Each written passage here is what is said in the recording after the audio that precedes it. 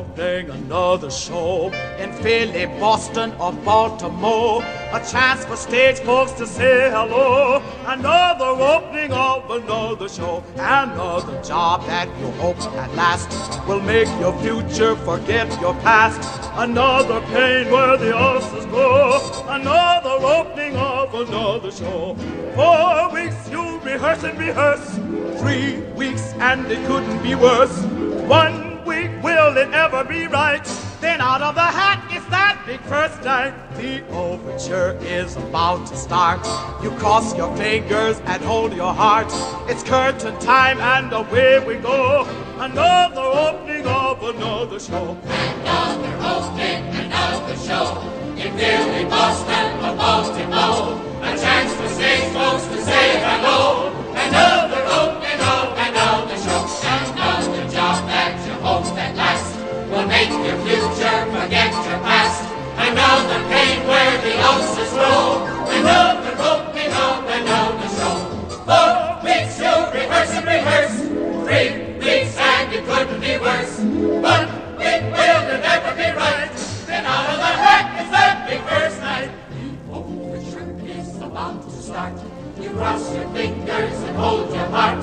It's curtain time and away we go. Another opening of another opening of another show.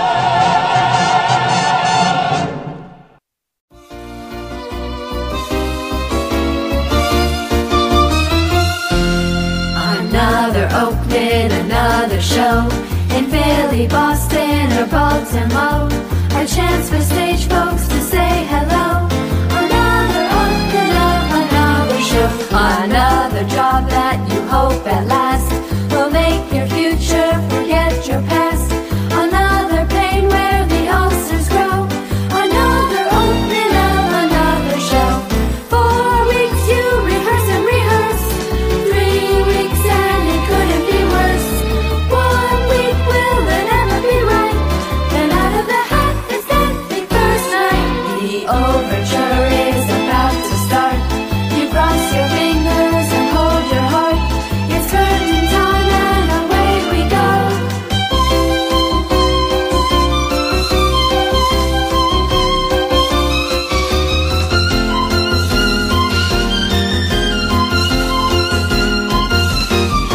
Another opening, another show in Philly, Boston, or Baltimore.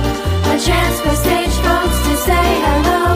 Another opening of another show. Another job that you hope at last will make your future forget your past. Another pain where the ulcers grow. Another opening of another show. 4 weeks you rehearse and rehearse. 3 weeks and it couldn't be worse. 1 week, will it ever be right? Then out of the hat is that big first night. The overture is about to start. You cross your fingers and hold your heart. It's curtain time and away we go. Another opening of another show. Another opening of another show. Another opening, another show in Philly, Boston, or Baltimore. A chance for stage folks to say hello. Another opening of another show. Another job that you hope at last will make your future forget your past. Another pain where the ulcers grow. Another opening of another show. 4 weeks you rehearse and rehearse. To visit our 3 snack weeks bar and treat yourself to some delicious Castleberry's pit-cooked barbecue sandwiches. Cook the Castleberry way, slowly over open pits of glowing charcoal, then seasoned with a sauce that's zesty, yet delightfully mild to please the entire family. Also at the snack bar, you'll find popcorn and soft drinks and candy and French fries to go with your Castleberry's barbecue sandwiches. There's plenty of time before the movie starts, so visit our snack bar right now for Castleberry's pit-cooked barbecue sandwiches. Still plenty of time to come and be served at the refreshment center before showtime. Show starts in 3 minutes. Rehearse and rehearse. 3 weeks and it couldn't be worse. 1 week, will it me right. Then out of the heck is that big first night.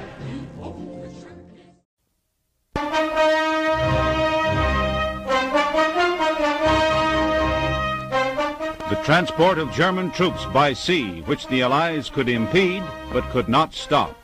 The British Navy unable to control the narrow, perilous straits of the Skagerrak.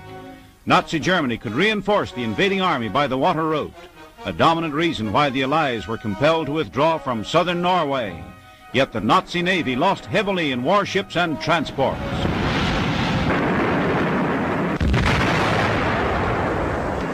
A depth bomb. The convoy is explosively hunting submarines. The Allies operate against the Nazi communications line with submarine attack and mines, so submarine patrol boats search with high explosive.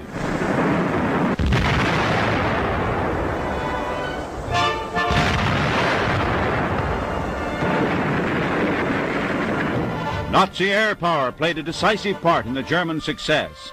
A seaplane base in a Norwegian fjord from which to operate. By the sky route, they swiftly transported troops and equipment, running fleets of air transports. They seized all the good airports, fatal handicap to the Allied campaign.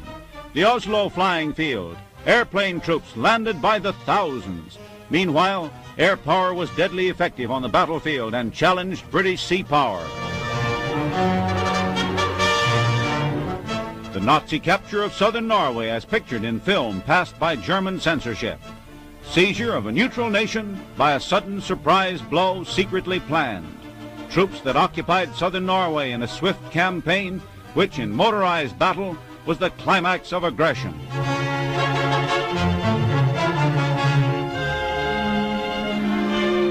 A British destroyer, one of a squadron that dashed into Narvik harbor and shot it out with shore batteries and Nazi destroyers. In a previous attack, British ships were repelled with loss, but this time they blast the warcraft and merchant vessels in the port. Pictures passed by the London censor. They were made by a sailor aboard one of the ships in the attack.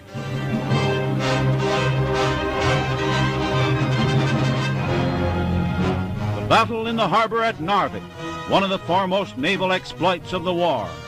They shell every German vessel in sight. The port is a litter of sinking ships. You can see a sunken German destroyer and one that has been beached. The camera surveys the naval battle at Narvik and the wrecks of the Nazi craft that were sunk.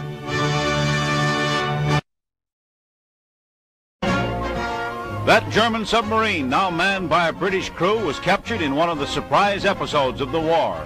A Hudson bomber spotted the U-boat on the surface and attacked it with gunfire. With depth bombs from the plane also threatening, the submarine surrendered. The undersea raider is taken to England and is received with cheers. And now we're hosting, and now's the show. Show starts in 1 minute.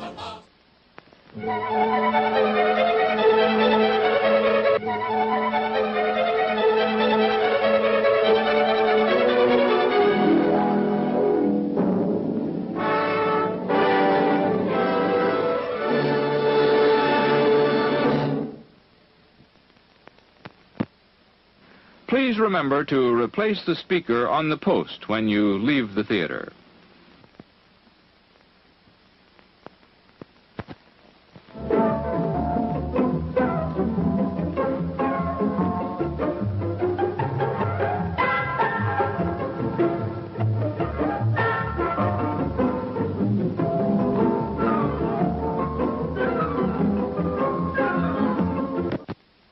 And now, on with the show.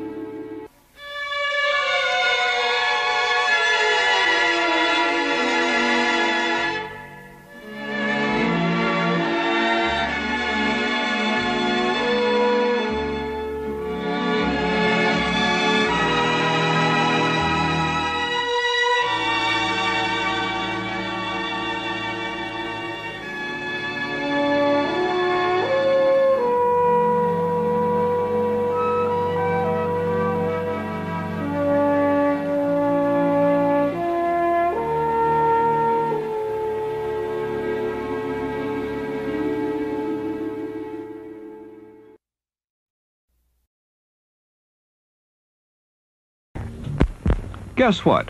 Guess what would taste good right now to everyone in the car? Candy. We've got your favorite kind at the concession stand. Come on down and pick out the kinds you want to enjoy during the rest of the show. Be sure to get plenty because everyone likes candy, and our big variety is chosen to please everybody's taste.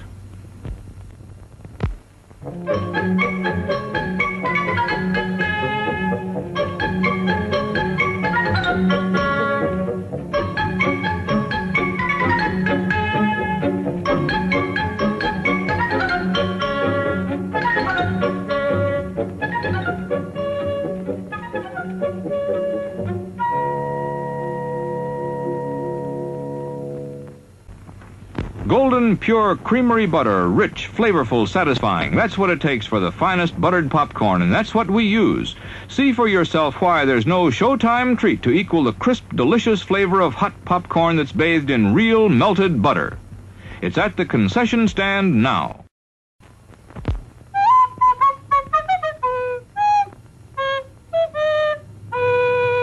Hey, somebody's crazy.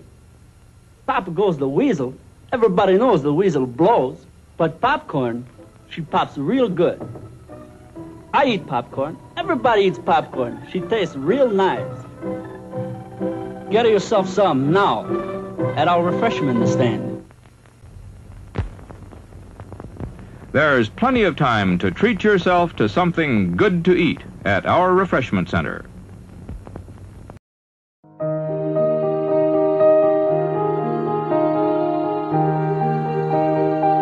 Like I was working in a war zone. So today was the first day that I've worked since our unit was designated the second COVID ICU in my hospital. And I don't know what the f just happened for the past 13 hours. Honestly, guys, it felt like I was working in a war zone. Completely isolated from my team members, limited resources, limited supplies, limited responses from physicians because they're just as overwhelmed as we are dealing with a ton of other stuff. So basically I just spent the last 13 hours like treating 2 critically ill COVID patients on the vent basically by myself. And this is my new normal for the next however many months that it takes for this virus to die down. So like I'm already breaking, so for f***ing sake, people, please take this seriously. I just want to tell everybody, take a look at our videos, stay home, stay safe, and take care of yourselves.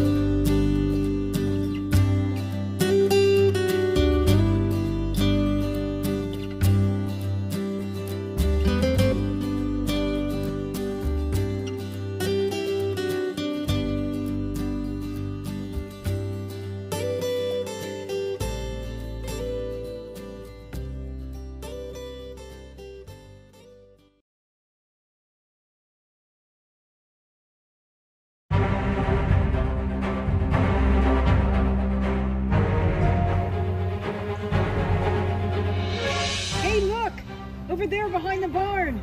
It's Yeast Man and his sidekick Pie Lady, fighting for truth, justice, and quality baked goods. They travel faster than a speeding bullet, passing through solid walls and generating amazing baked goods in the blink of an eye.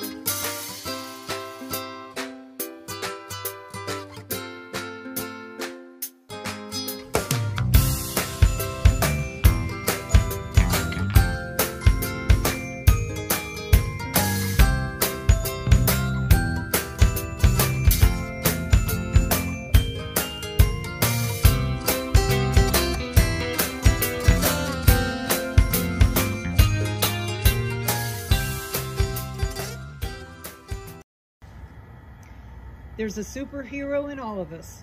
We just need the courage to put on the cape.